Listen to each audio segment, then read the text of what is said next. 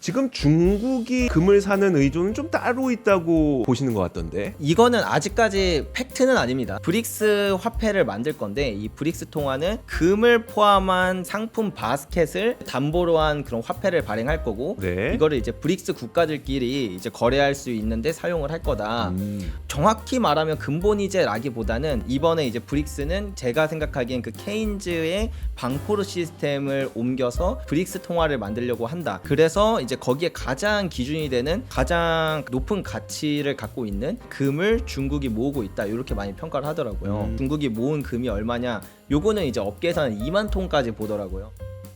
압권 시작합니다. 오늘은 금 얘기를 한번 해볼 건데요. 사실 금이라고 하는 거는 제가 처음에 이제 경제방송에 입사했을 때, 그러니까 한 2011년 그쯤 됐었어요. 그때만 하더라도 딱 처음에 배울 때 금 가격을 움직이는 요인들이라고 해서 금리와 달러다. 그래서 금이라고 하는 자산은 이자가 없기 때문에 이자가 높을 때에는 오히려 그 이자를 주는 상품 쪽으로 가서 금 가격은 떨어지고, 뭐 이자가 낮을 때에는 오히려 뭐 금이 이제 그 더 나으니까 금 가격이 올라가, 뭐 이런 얘기들을 많이 했거든요. 근데 불과 몇 년 전부터는 이 상관관계는 완전 깨졌습니다. 여러분 뭐 느끼시겠지만 뭐 달러 강세가 됐는데도 금 가격 계속 올라가고, 금리 계속 올라가는데도 계속 금 가격 올라가고, 이런 현상이 지난 2022년 정도부터 계속 이어졌잖아요. 그 말은 결국 지금 금을 사고 있는 주체는 뭐 금리, 달러 이것과 연동해서 사고 팔고를 하는 게 아니다. 뭔가 다른 이유로 인해서 금을 사들이고 있다라고 하는 이야기가 되는 것 같습니다. 그래서 지금 금 가격이 올라가는 요인은 무엇인지, 그리고 앞으로의 금 가격은 어떻게 될 것 같은지, 그것뿐만 아니라 오히려 전문가분들은 금보다는 은을 좀 더 선호하시는 경향들이 있더라고요. 그래서 그 이유는 무엇인지 이런 것들을 한번 알아보도록 하겠습니다. 자, 골드플레이션의 저자죠. 조기원 대표 모셔보도록 하겠습니다. 어서 오세요. 네, 반갑습니다. 네, 안녕하세요. 얼마 전에 이제 오셔서 얘기 다 했는데, 이제 금에 대해서 좀 여쭤보려고 하면은 가장 첫 번째로 뭐 요즘 많은 분들이 이야기하고 있지만 결국은 이것부터 물어보긴 해야 될 것 같아요. 왜 오르는 겁니다? 금값이 왜 오르는가? 이게 단기적으로 보면 뭐 트럼프의 역량 이런 것들을 보통 뉴스에서 가장 많이 이야기를 해요. 네. 근데 저는 좀 더 오늘은 그런 본질적인 이야기를 한번 해보고 싶거든요. 네. 금을 도대체 왜 사는가? 사람들은 금을 왜 살까? 네. 이것부터 가면 좋을 것 같아요. 아까 2011년쯤에 이제 금에 대한 이야기를 해주실 때 그 요소로서 하나가 이제 금리에 대해서 얘기를 해주셨잖아요. 그래서 실제로 저도 처음에 금 공부를 할 때 금리가 오르면 사람들이 이자 더 많이 주는 뭐 국채나 이런 거 투자 많이 하니까 금을 잘 안 산다. 이렇게 해서 금리와 좀 역방향으로 가는 상관성이 있다. 이렇게 배웠는데 실제로 100년치 데이터를 뽑아서 분석해 보니까 네. 안 맞는 거예요. 그러니까 예를 들면 1970년대 같은 때 보면은 네. 금리 계속 오르잖아요. 네.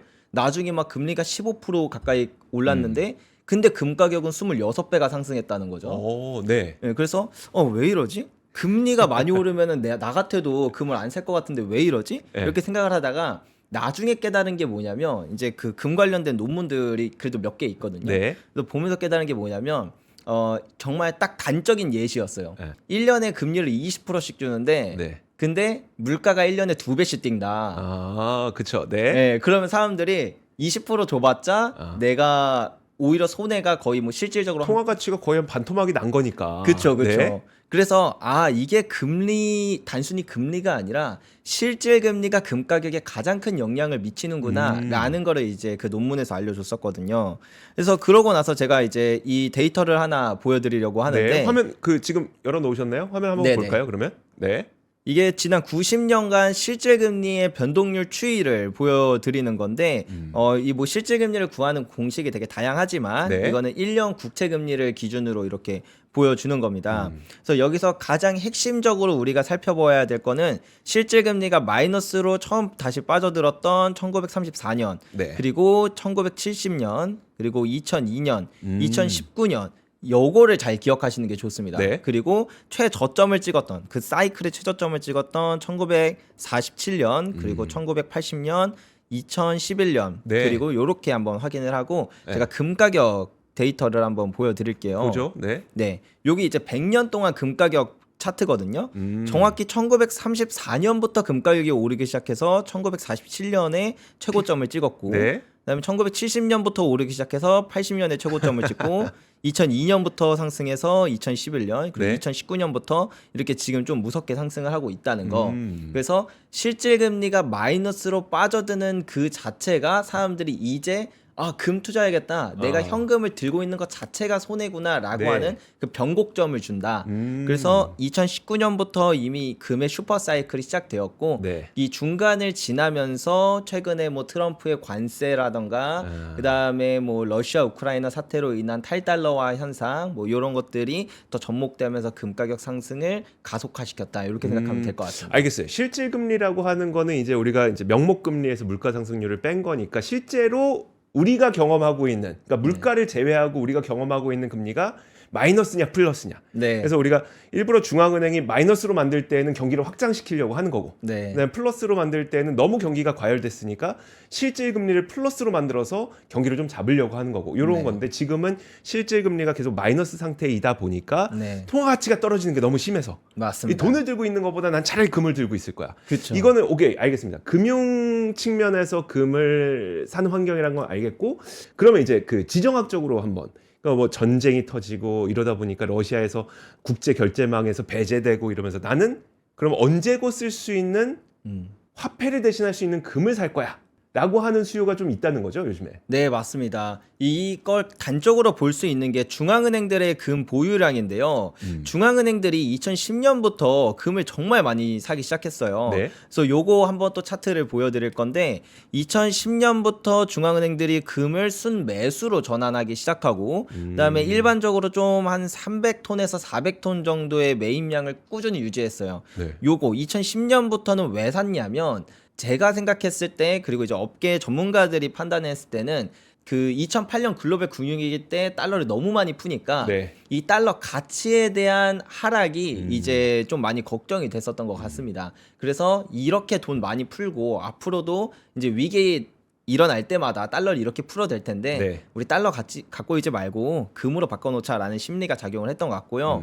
그리고 이제 가장 핵심이 방금 말씀해 주셨던 그런 지정학적인 요인인데 2022년부터 통계 작성 이래 사상 최고치 수준의 금 매입을 이제 했고 그 뒤로도 계속 그 사상 최고치 수준의 금 매입을 3년 연속 이어가고 있다. 지금 매년 1000톤을 샀다는 겁니까? 맞습니다. 1000톤 넘는 정말 어마어마한 양의 금을 중앙은행들이 담고 있는데 2022년에 러시아 우크라이나 사태가 터졌잖아요. 네. 근데 이제 러시아가 이제 우크라이나를 침공하면서 미국을 포함한 서방이 경제적 제재를 한 거죠. 그래서 이제 러시아 외환보유고에 있는 달러 자산을 압류하고 이거를 이제 우크라이나 재건에 사용을 하다 보니까 이걸 본 다른 모든 국가들이 내가 달러 가지고 있어봤자 이거 미국이랑 사이 틀어지면은 이거 다 뺏기겠네. 야, 이거 미국이 내 거 뺏기 전에 미리 달러 버리고 금으로 바꾸자라고 하는 심리가 강해지면서 금으로 이렇게 바꾸게 된 겁니다. 그러면 이제 달러 말고 왜 또 굳이 금이었냐? 네. 이것도 중요한데요. 일단 화폐들, 다른 달러를 제외한 모든 화폐들을 기준으로 보면 달러조차 이런데 위안화나 뭐 프랑이나 뭐 파운드 뭐 이런 네. 거라고 또 안전할 거라 생각은 안 할 거고 금 같은 경우에는 아주 다양한 특성이 있는데 그 중에서 정말 지금 이제 가장 각광받는 네. 그런 가치가 익명성입니다. 음. 예. 이 금이라는 자산은 한번 녹이고 이제 다시 재탄생시키면 이게 출처가 어디였는지 그리고 누구의 금인지 원산지가 어딘지 아무것도 알 수가 없어요. 그러네요. 네. 그렇죠. 그렇다 보니까 뭐 러시아산 금이든 어디 금이든 수요는 항상 전 세계 모든 국가 모든 국민들이 다 금에 대한 수요가 있고 그 말은 황금성이 좋다는 거고 두 번째로 이렇게 익명성이 있다 보니까 최악의 순간에도 나를 지켜주는 안전자산이 되다 보니까 네. 중앙은행들이 달러 자산을 버리고 이렇게 지금 금으로 가고 있다 이렇게 볼 수가 있어서 최근에 달러 자산의 이제 외환보유고에서 네. 차지하는 달러 자산의 비중을 보면 2010년부터 줄기 시작했는데 2022년부터 이 추세가 더욱더 가속화된다 이렇게 보여지더라고요. 이거는 전 세계에 있는 다른 중앙은행들이 달러 자산을 얼마나 들고 있는지를 보여주는 표인 거죠. 네, 맞습니다. 2010년 이후에 금에 대한 그 중앙은행들의 매수는 굉장히 빠르게 늘어났는데 방금 보여주셨던 것처럼 달러 자산의 보유고는 좀 줄어들고 있는. 네, 맞습니다. 알겠습니다. 지금 중국이 금을 사는 의존은 좀 따로 있다고 보시는 것 같던데. 중국 같은 경우에는 금을 살 때 이거는 아직까지 팩트는 아닙니다. 네. 중국이 그렇게 이야기를 하진 않았지만 이 브릭스 회의가 이제 매년 개최가 돼요. 네. 그럼 이제 브릭스 회의에서 정상회담이 끝나면 이제 어떠한 성명서 같은 걸 발표를 하거든요. 근데 옛날에는 약간 음모론처럼 그랬었어요. 이 브릭스가 근본위제를 다시 부활시킨다고. 네. 근데 최근에 한 2년 전에 성명서에서 그거에 대한 비슷한 뉘앙스를 얘기를 했었습니다. 브릭스 화폐를 만들 건데 이 브릭스 통화는 금을 포함한 그 상품 바스켓을 이제 담보로 한 그런 화폐를 발행할 거고 네. 이거를 이제 브릭스 국가들끼리 이제 거래할 수 있는데 사용을 할 거다. 음. 정확히 말하면 근본이제라기보다는 제가 생각했을 때는 그 옛날에 브레튼 우즈 때 네. 그 케인즈가 방코르라는 시스템을 이야기를 했었던 거거든요. 네. 예, 그 방코르가 뭐냐면 정확히 그거예요. 우리가 금만이 아니라 금을 포함한 은, 뭐 석유 이런 상품 바스켓을 이렇게 하나로 묶어서 이거 하나당 뭐 1달러 이렇게 하자라고 했던 건데 이제 그때는 미국이 파워가 셌고 네. 미국이 그 당시에 브레튼 우즈 때 전 세계 금의 70%를 갖고 있었거든요. 한 2만 톤 정도 됐는데 네. 그렇다 보니까 그냥 근본위제로 밀어붙여서 근본위제가 돼서 이게 사양됐지만 이번에 이제 브릭스는 제가 생각하기엔 그 케인즈의 방코르 시스템을 옮겨서 브릭스 통화를 만들려고 한다. 그래서 이제 거기에 가장 기준이 되는 가장 높은 가치를 갖고 있는 이제 금을 중국이 모으고 있다. 이렇게 많이 평가를 하더라고요. 그래서 이 중국이 얼마만큼의 금을 모으고 있는가 공식적으로는 3,000톤이에요. 네. 근데 이 중국이 대표적으로 그러니까 이 우리가 공식적인 금 보유량이 그 IMF에 보고한 양을 우리가 공식적인 금 보유량으로 치는데 네. 중국이랑 사우디가 IMF에 보고를 잘 안 하기로 되게 유명해요. 네. 그래서 이 업계에서는 중국이 보유한 금 보유량을 이제 정말 보수적으로 잡으면 5,000톤. 그리고 여기에 더 들어가서 중국이 국가가 아니라 그 민간 그 국민들한테 금을 그 보유하게끔 하는 그런 정책도 있거든요. 네. 네, 요런 방식을 해서 중국이 모은 금이 얼마냐? 요거는 이제 업계에서는 2만 톤까지 보더라고요. 그래요? 네. 보고한 건 3,000톤인데 네. 거의 보고 안 하고 들고 있는 것으로 추정되는 게 거의 한 17,000톤까지 될 수도 있다고 네네네. 업계에선 보고 있다고요. 네, 이건 팩트는 아니고 이제 업계 전문가들은 그렇게까지 보고 있는데 네. 패권 전쟁을 하게 되면 결국에는 화폐의 가치가 정말 빠르게 소실이 되다 보니까 그러면 너 그 화폐가 담보로 잡고 있는 그 그렇죠. 자산이 어떤 거냐 이게 네. 가장 핵심이라 그래서 금을 많이 모으고 있다. 그리고 플러스 아까 말씀드렸던 그런 달러 자산을 많이 중국이 되게 많이 보유하고 있는데 요거는 언제든지 미국의 통제로 인해서 이제 목줄 잡힐 수 있는 거다 보니까 금을 이렇게 빠르게 모으고 있다. 요런 이야기도 같이 나오고 있는 것 같습니다. 그러니까 팩트는 아니지만 어느 한 번 공식적으로 그 얘기를 한 적은 없지만 어쨌든 우리는 중국도 위안화를 어떤 그 통화 패권에 그러니까 통화 패권을 위안화로 잡고 싶어 하기도 하고 네. 그리고 그러기 위해서 동맹을 만들어야 되는데 그 국가들이 브릭스고 네. 그 동맹들과 함께 쓸 수 있는 화폐를 뭐 새로 탄생하게 될지 아니면 그 위안화가 될지 모르겠으나 어쨌든 그 믿음을 주려면 기준이 되는 자산이 있어야 되고 그 돈을 바꿔줄 수 있는 자산이 네. 있어야 되고 그것을 위해서 중국이 금을 모으고 있다. 네. 중국이 그 비공식적으로 금을 모은다라는 거는 많이 밝혀졌어요. 네. 왜냐면 우리가 단적으로 중국의 금 보유량 그 차트를 봐도 알 수가 있는데 이렇게 거의 한 20년 동안 금을 안 사다가 단 1년 만에 막 1,000톤 막 이렇게 올리거든요. 네. 근데 잘 생각해 보면 전 세계 모든 중앙은행들이 매집한 금의 총량이 사상 최고치였을 때 1,000톤이었어요. 네. 1년 내내 정말 전 세계 모든 중앙은행들이 금을 사도 1,000톤밖에 못 사는데 네. 중국이 갑자기 어느 날 그것도 한 달에 1,000톤을 산다? 그래서 금 보유량이 갑자기 이렇게 꽁충 뛰어요. 네. 그거는 사실은 이전에 샀던 것 중에 일부를 당연히 보고를 한 거겠죠. IMF에. 그런 것처럼 보고를 안 하는 건 사실이다. 비공식적으로 사는 건 사실이다. 근데 그 비공식적으로 산 양이 얼마냐? 이제 요거에서 좀 이제 전문가들마다 그 편차가 좀 많이 큽니다. 예.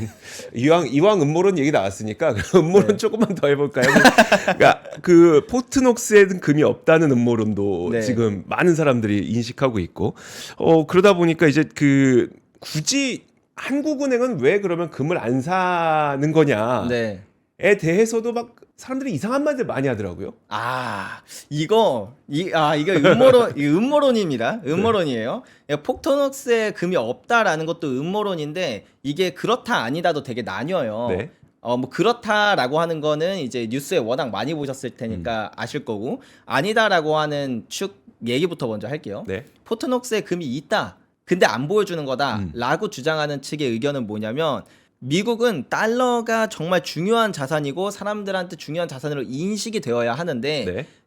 그러니까 예를 들면 포트녹스를 감사한다는 건, 감사라는 건 뭔가 중요한 자산을 감사하잖아요. 뭐 약간 쓰레기를 네. 감사하진 않으니까. 그래서 금을 사람들이 인식해서 별거 아닌 자산으로 생각하게끔 만들려고 일부러 감사를 안 하는 거다. 금이 있긴 있다. 네. 라고 이제 주장하는 것처럼, 이 한국은행이 금을 안 사는 거에 대한 음모론도 그런 거예요. 예를 들면 아르헨티나 이야기를 한번 해볼게요. 네. 아르헨티나나 베네수엘라가 워낙 이제 인플레이션이 높아지다 보니까 화폐 가치가 되게 많이 떨어졌잖아요. 그렇죠. 네. 그래서 그래서 뭐 본인들 화폐 안 쓰고 달러 쓰잖아요. 그렇죠. 네. 그래서 이제 그 나라에 이제 여행한 유튜버들 이런 걸 보면은 공식 환율이랑 비공식 환율의 차이가 되게 갭이 크거든요. 그렇죠. 근데 요런 식으로 이제 사람들의 금을 몰수할 수가 있거든요, 국가가. 그래요? 예, 이게 역사적으로 되게 많아요. 옛날에는 정말 초창기 진짜 막 과거 중세 시대 이럴 때는 진짜로 국민들의 막 부를 강탈하려고 국가들이 막 했던 역사들이 있어요. 네. 남미 쪽에 특히 많은데 근데 그게 잘 안 먹혀요. 금을 내놔라 네. 라고 하니까 자꾸 숨겨요. 그쵸, 오히려 더 숨기는 거죠. 창고에 숨기고 네, 네, 그래서 다락방에 숨기고. 맞습니다. 네. 1934년에 이제 루즈벨트 대통령도 행정명령으로 금을 이제 소유하는 것 자체를 불법으로 만들어서 이제 몰수하려고 했거든요. 네. 근데 그 행정명령이 떨어지니까 모든 사람들이 더 금을 숨겨서 실제로 나중에 밝혀진 보고서에 보면은 실물을 거의 못 뺏었어요. 예, 이것처럼 국가가 뺏으려고 하면 못 뺏어요. 네. 그래서 두 번째 방법이 이제 IMF 우리나라 외환위기 때 네. 약간 그 금모으기 운동 같은 거 하면서 사람들이 스스로 금을 내놓게 만들잖아요. 그때 내놨죠. 예, 이게 은근히 잘 먹히거든요. 예. 그래서 이제 우리나라 때도 그렇지만 터키도 요번에 외환위기 터졌을 때 금모으기 운동했어요. 근데 이게 그나마 잘 먹히는데 이게 한 번 쓰면 그 다음에 못 쓴다는 게 문제예요. 그렇죠. 두 번은 안 하죠. 네, 두 번은 네. 안 하거든요. 그래서 이제 세 번째 방법이 뭐냐면, 이게 가장 현대화된 방법인데, 국가가 국민들의 금을 국가가 통제할 수 있는 기관이나 기업이나 아니면 국가가 직접 이렇게 보관을 하는 형태로 금을 보유하게끔 해요. 네. 그러고 나서 뭐 예를 들면 은행에 보관을 하게끔 사람들을 이렇게 유도를 해서 금융상품을 만든다던가 네. 그렇게 하다가 만약에 경제 위기가 땅 터져요. 그러면 원래 이전에도 그렇긴 한데 은행 창구부터 다 닫아버려요. 그래서 달러랑 금은 인출 못하게 막거든요. 네. 대신 달러랑 금은 인출 안 해줄 건데 그에 상응하는 가치의 우리나라 자국 화폐로 줄게 라고 해요.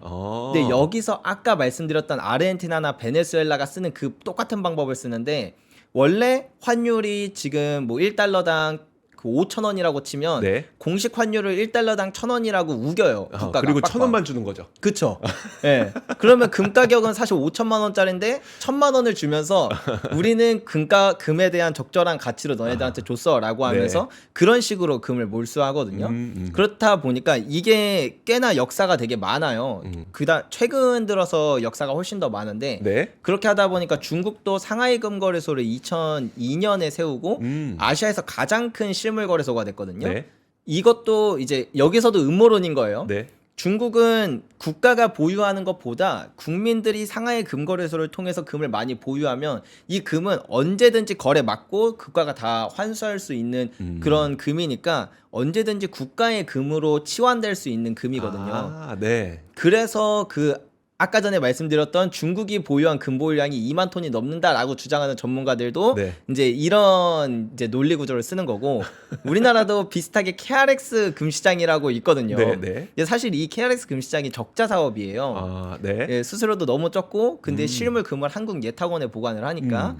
그래서 한국예탁원에 실제로 전화해 보면 가지고 있는 금이 얼마인지 절대 안 알려줘요. 예, 별거 아닌 정보고 시가총액은 당연히 공개돼야 되는 정보라고 생각을 하는데 안 알려준다. 네. 이게 어떻게 보면은 이제 음모론입니다. 예, 어떻게 보면 나중에 무슨 일이라도 터지면 네. 이 금은 이제 국가의 금으로 취환할 수 있는 금이기 때문에 일부러 적자 사업임에도 불구하고 사람들한테 이걸로 금 사게끔 자, 하는 게 아니냐라는. 이거 그냥 재미삼아 한 얘기입니다. 그쵸, 근데- 그쵸, 그쵸. 예. 근데 이게 한국은 그래요. 한국은 재미삼아 한 얘기예요. 우리는 네. 신뢰를 갖고 이제 금융 거래를 하다 보니까 재미삼아 한 얘기인데 실제로 그런 그 일들이 사실 통화 가치가 너무 떨어진 국가들에서는 나타나고 있다는 걸 말씀을 드리는 겁니다. 맞습니다. 왜냐하면 실제로 그 분명히 우리나라가 아닌 그 베네수엘라나 아르헨티나나 이런 데서는 공식 환율과 비공식 환율을 따로 쓸 때에는 그 이유가 있는 거거든요. 맞습니다. 분명히 나는 1달러를 가져갔는데 이걸 5,000원에 바꿔줘야 되는데 1,000원밖에 안 주는 네. 그걸 하기 위해서 그렇게 하는 거거든요. 근데 어쨌든 그 얘기를 하는 이유는 뭐냐면 금에 대한 수요가 왜 이렇게 위험할 때 나타나는지 네. 그리고 국제 결제망에서 배제된 국가가 금을 왜 사는지에 대한 네, 맞습니다. 그 이유를 말씀드리려고 저희가 이 음모론까지 이야기를 한 겁니다. 한국은행이 그러고 있다는 얘기는 아니니까 네, 오해는 안 절대 하셨으면 아닙니다. 좋겠고요. 자, 그런데 이제 저는 사실 오늘 그 조기현 대표를 모셨을 때는 금보다도 은에 대한 이야기를 좀 듣고 싶었어요. 네. 사실 진짜 자산가분들은 금보다 은을 더 선호하시더라고요. 네. 그러니까 이유가 있다면서요, 이게. 그쵸. 이게 금을 투자하는 사람들이, 그러니까 금 투자에 대해 잘하는 사람들은 실제로 은의 투자 비중이 훨씬 높아요. 우리가 금 투자는 조금 익숙하죠, 나름. 네. 근데 은 투자는 일반인 분들한테 되게 생소할 거예요. 근데 실제로 금 투자에 대해서 좀 인사이트가 있으신 분들은 다 은 투자를 한다. 요거는 이제 몇 가지 데이터를 제가 보여드리면 바로 이해가 될 텐데요. 네. 첫 번째로 이 데이터를 하나 보여드릴게요. 이게 지난 한 50년 동안의 금 가격과 은 가격을 겹쳐 놓은 거거든요. 네. 그럼 이제 1970년대를 보면 금 가격이 오른 것과 은 가격이 오른 것 거의 똑같이 움직이죠. 그러니까 100년치 데이터를 보면 금이랑 은은 가격 상관성이 매우 높다라는 걸 알 수가 있어요. 네. 똑같이 오르고 똑같이 떨어지고. 다만 이 주황색 은 가격 그게 금 가격 오를 때 훨씬 더 많이 오른다라는 측면이 있다 보니까 지금이 만약에 금의 사이클이 왔다라면 그러면 사실은 은에 투자할 때 성과가 더 좋다라고 볼 수 있는 거죠. 2000년대도 똑같았고요. 네. 예, 금 가격 한 7배 오를 때 은 가격은 12배 정도 상승을 했으니까 그래서 이렇게 금 가격 오른 거에 보통 한 1.5배에서 2배 정도의 상승을 더해서 이렇게 은을 투자하는 게 있고요. 은보다 금이 사실 생산량이 되게 적잖아요, 금이. 네. 그럼 금이 더 탄력이 있어야 될 것 같은데 왜 은의 가격 탄력성이 더 높은 걸까요? 이거는 그냥 이렇게 생각해 보시면 좋을 것 같아요. 우리 비트코인 올라갈 때 알트코인이 더 많이 올라가잖아요. 네. 주식도 대형주 상승할 때 소형주들은 상한가를 치고 네. 그런 것처럼 은의 마켓캡이 금 시장이 한 10분의 1밖에 안 돼요. 근데 상관성이 높다 보니까 금 가격 오를 때 더 많이 튀는 속성이 있다라는 거죠. 아, 이런 거네요. 시가총액이 100조짜리가 있고 네. 시가총액이 100억짜리가 네네. 있는데 네.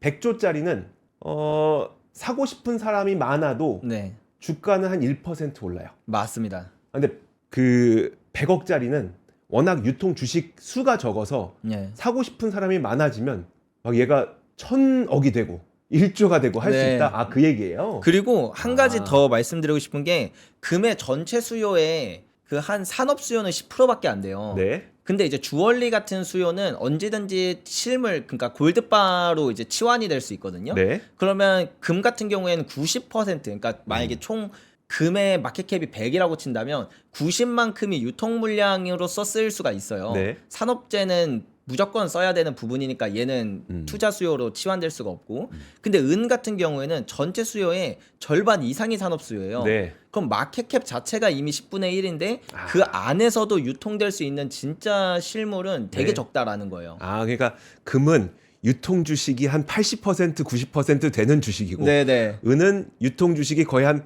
얼마입니까? 한 10% 20%밖에 안 되는 주식이고. 맞습니다. 예. 아, 그래서 가격 탄력성이 더 높다. 맞습니다. 아, 실물 수요가 워낙 은이 많다 보니까 산업에도 많이 쓰이고. 예, 제가 지금 금거래소도 운영을 하고 네. 있다고 말씀드렸었잖아요. 이제 금에 한 프리미엄이 20% 정도 붙었었어요. 네. 근데 그게 이제 좀 많이 안정돼서 한 7% 정도로 쭉 떨어졌거든요. 네. 은은 안 떨어져요. 프리미엄이. 예. 왜냐하면 애초에 공급 자체가 너무 없으니까. 네. 예. 근데 투자 수요가 붙어서 그 조그마한 공급을 누군가가 다 가져가 버리면 더 이상 이 그 은이 나올 데가 없는 거예요. 네. 예, 뭐 산업 수요, 뭐 반도체에 들어갈 걸 우리가 뺏어올 수는 없잖아요. 그렇죠. 네. 예, 그러니까 그냥 호가가 아예 의미가 없어요. 실버바는. 그러면 사실 은은 우리가 어디서 구해요? 저는 너무나 썰어서 이 은을 어디서 구해요? 아니 은이요? 이 요즘에 은 얘기 나오고 나서 저희 어머님한테 전화 왔어요. 네. 야, 내가 그 시집 올 때 받았던 은식기가 있는데 그거 네. 팔까 봐 이런, 그러니까 은을 구할 데가 없으니까 은식기 정도 크게 우리는 생각할 수가 없거든요. 은을 어디서 구해요? 은은 투자하는 방법이 가장 대중적인 거는 그나마 대중적인 건 실버바예요. 네. 예, 실버바, 그러니까 골드바처럼 똑같이 실버바를 투자할 수가 있는데 그거는 뭐 금거래소나 금은방이나 이런 데서도 다 팔긴 팔아요. 그렇게 실버바로 투자하는 방법이 있고 조금 더 고수분들이 있거든요. 네. 예. 여기까지는 진짜 그 만약에 실버바도 누군가는 한 번쯤 들어볼 만한데 이건 아마 거의 못 들어보셨을 거예요. 네.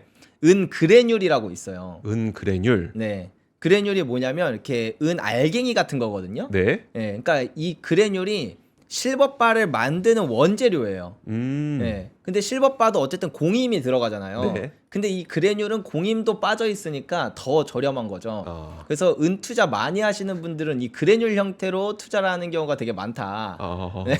아니 근데 이게 좀 저희가 뭐 투자하라고 이렇게 종용하거나 이런 건 아니지만 이 방법을 찾을 때는 이 방법의 어떤 장점이라든지 어떤 구조적인 이유들이 있을 것 같은데 네. 저는 실물이라고 하는 것을 그동안 그 좀 피해 왔었던 이유가 네. 실물을 우리가 구입하는 순간 우리는 부가가치세를 낸다. 아. 근데 부가가치세라고 하는 건 대부분 뭐 10%가 붙다 보니까 그러면 실제 이 상품의 가격보다 10% 비싸게 주고 사기 시작하는 거잖아요. 시작부터. 네. 네네. 시작부터 10%를 더 내고 사는 건데 그런데도 불구하고 금도 그렇고 은도 그렇고 금융 상품보다는 실물을 좀 들고 있어야 된다고 주장하시는 분들의 논리는 뭐예요? 일단 두 가지를 말씀드릴 수 있을 것 같아요. 첫 번째는 부가가치세 그리고 이제 실물은 또 살 때 팔 때 가격도 다르거든요. 아, 그러니까요. 예. 네. 이거 다 하면 20% 정도 손해를 봐요. 네. 그렇기 때문에 이게 손해인데도 불구하고 이게 손해가 아니라고 생각하는 이유 중에 첫 번째는 일단 은은 오를 때 정말 많이 오릅니다. 막 그 1970년대는 거의 30배가 넘게 올랐고 2000년대는 뭐 10배가 넘게 올랐고 네. 적게 올라도 막 10배 이상씩 올라요, 은은. 근데 만약에 부가가치세를 안 내고 투자하는 방법이 뭔고 하면은 뭐 은통장, 네. 은 ETF 이런 거잖아요. 얘네들은 둘 다 배당소득세나 양도소득세를 내거든요. 네. 예. 근데 은은 오를 때 아까 말씀드렸다시피 적게는 한 10배 정도 올라요. 10배에 15.4%를 세금으로 낸다? 네. 사실 이게 부가세보다 훨씬 클 거거든요. 그렇기 때문에 부가세나 이런 것들이 의미가 없다라고 하는 게 첫 번째고 네. 두 번째는 이번에 실물 프리미엄이 붙은 걸 경험해 보신 사람들은 다 아시겠지만 금만 보더라도 실제로 사람들의 수요가 몰리면 실물은 프리미엄이 붙어요. 예, 실물 프리미엄이 막 20% 가까이 붙고 은은 네. 막 훨씬 심하거든요. 막 30% 40%까지도 붙고 나중엔 아예 호가도 의미 없어요. 부르는 게 값이 된단 말이에요. 이렇게 되기 때문에 지금 20%뭐 부가세를 내고 이렇게 사더라도 나중에 팔 때는 프리미엄이 사람들의 수요가 많이 몰릴 때 팔 거니까 우리는 그러면은 뭐 30% 40% 오히려 웃돈을 받으니까 네. ETF 투자하는 것보다 수익률이 훨씬 더 높아지는 거죠. 예, 그래서 실물을 사는 게 있고 그리고 여기 한 가지 더 팁을 주자면 우리가 골드바랑 실버바를 살 때 무조건 꼭 부가세를 내야 하는 것만은 아니에요. 그래요? 예, 그러니까 예를 들면 뭐 명품 거래 플랫폼들도 있잖아요. 뭐, 네. 예, 그런 플랫폼이라던가 이제 뭐 자동차를 살 때도 개인끼리 거래할 때는 부가세가 없거든요. 그렇죠. 네. 예, 요런 것처럼 뭐 귀금속도 마찬가지로 개인과 개인이 거래할 때는 부가세가 없어요. 다만 그 과정에서 뭐 삼자 사기나 뭐 네. 절도나 뭐 이런 리스크가 있으니까 사람들이 좀 주문했는데 벽돌이 왔어요. 그쵸. 그러니까 이제 이 귀금속도 그렇게 개인과 개인이 거래할 수 있도록 중개해주는 플랫폼들이 있거든요. 네. 예, 저희도 그런 걸 하고 있고 예, 그렇기 때문에 이런 거로 하면은 살 때도 부가세 없이 사고 나중에 팔 때도 그냥 파는 것보다 또 더 비싸게 팔아서 살 때 팔 때 가격 차이가 아예 사라져요. 네. 예, 그냥 뭐 그 중개 이용료 2%밖에 안 내니까 이렇게 하면 실물의 이점은 다 가지면서 그런 이제 비용 효율 면에서도 네. 훨씬 더 괜찮아진다. 이렇게 볼 수 있습니다. 저희가 오늘 드리는 이야기가 뭐 금 가격이 오르니까 금을 사세요. 은 가격은 더 많이 오르니까 은을 사세요. 이런 얘기를 드리고 싶은 건 아니고요. 가격 구조가 어떻게 형성되어 있는지를 좀 말씀드리고 싶은 겁니다. 그래야 내가 금을 투자할 때 혹은 은을 투자할 때 상품을 이용할 것인지 아니면 현물을 이용할 것인지 실물을 진짜 종로 근거래소 가서 살 것인지 요걸 여러분들이 판단하실 수 있도록 좀 도움을 드리고자 이 가격 구조를 설명드린 거니까 오해는 없으셨으면 좋겠고요. 마지막으로 한 가지만 사실 어쨌든 그 세계 전 세계 중앙은행들이 금을 지금 막 사들이고 있는 거는 어쨌든 위험한 본인들의 상황을 경험을 했기 때문에 네. 나는 달러라고 하는 돈보다는 금이라고 하는 안전한 자산을 더 들고 있을 거야 라고 하는 심리가 크다고 이야기를 한 거잖아요. 근데 지금 어떻게 보면 러시아와 미국이 논의를 하는 과정에서 종전 가능성이 좀 높아지고 있어요. 그러면 그렇죠. 이 종전 가능성 때문에 가격이 좀 하락할 가능성에 대해서는 어떻게 보세요? 실제로 트럼프가 이제 당선되기 전에 네. 내가 당선되면은 이 전쟁 끝내겠다 이런 얘기를 했었잖아요. 그래서 트럼프가 당선된 날로부터 잠깐 금 가격이 좀 떨어지긴 했었어요. 우크라이나 전쟁 때문에 이제 금 가격이 이렇게 올랐던 건데 우크라이나 전쟁 끝나면 금 가격 다시 내려오겠네. 네.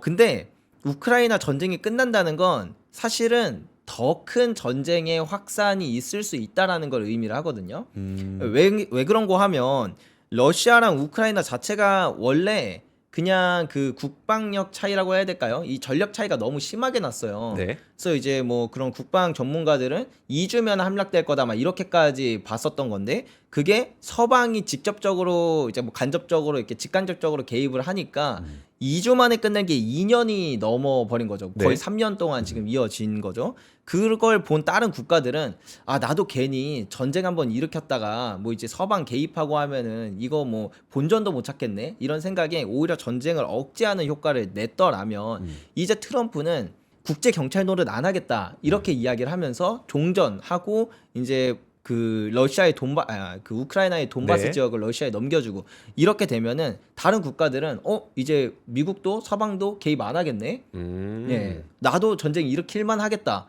내가 이거 먹어볼만 하겠는데 이런 식으로 이 지정학적 위험도가 더 높아질 것이다라는 불확실성은 더 커진다. 네, 그래서 과거에 이제 세계은행에 따르면 네. 2008년부터 우리가 지금 탈세계화로 접어들었다라고 이야기를 하고 2018년 트럼프 관세 전쟁, 그러니까 무역 전쟁 때 좀 더 가속화 그리고 이번에 2.0 때 더 가속화될 걸로 보여지는데 예전에 1910년대 그때 이제 1차 세계대전, 2차 세계대전 일어날 때 이때도 탈세계화였거든요. 네. 그 탈세계화가 사실은 이게 뭐 닭이 먼저나 달걀이 먼저나긴 한데 탈세계화가 그런 뭐 1차 세계대전, 2차 세계대전에 좀 큰 영향을 미쳤다라고 보는 편도 있어요. 그것처럼 지금 이 탈세계화로 진행되고 있음은 우리가 앞으로 뭐 세계 전쟁이 일어난다 이런 의미라기보다는 지정학적 위험도가 더 커질 우려가 높아진다. 즉 트럼프의 당선 그리고 이런 관세 전쟁 안 그래도 원래 탈세계화로 가고 있는 이런 흐름 네. 요것들은 이제 더욱더 그 지정학적 위험도를 높일 것이기 때문에 금에 대한 매력도가 높아진다. 이렇게 판단할 수 있을 것 같습니다. 네, 알겠습니다. 우리가 사실 금융상품이라고 하는 거나 아니면 자산이라고 하는 거는 가격을 전망하는 것 자체가 불가능합니다. 다만 최근에 금 가격이 상승하고 있는 와중에 이 금 가격 상승이 구조적으로 어떤 이유가 있는지를 알아야 앞으로 계속될지 아니면 이 정도에서 중단될지를 우리가 판단할 수 있잖아요. 그 판단의 길잡이가 되어 드리기 위해서 오늘 여러분들께 이 시간을 준비한 거니까 뭐 앞으로 계속 오른다, 뭐 이걸 사야 된다, 뭐 이런 식의 오해는 하지 않으셨으면 좋겠습니다. 가격 구조까지 설명드린 이유도 여러분들이 여기에 투자하려고 할 때 나는 무슨 선택을 해야 되냐. 근데 만약에 투자하고 싶지 않다면 선택 안 하시면 됩니다. 그건 여러분들에게 맡기겠습니다. 자, 이렇게 오늘은 그 골드플레이션의 작가 조기원 대표와 함께 최근 금 가격이 왜 이렇게 올라가고 있는지 구조적인 문제, 그 다음에 가격 구조 여러 가지 것들을 함께 살펴봤습니다. 지금까지 압권이었습니다.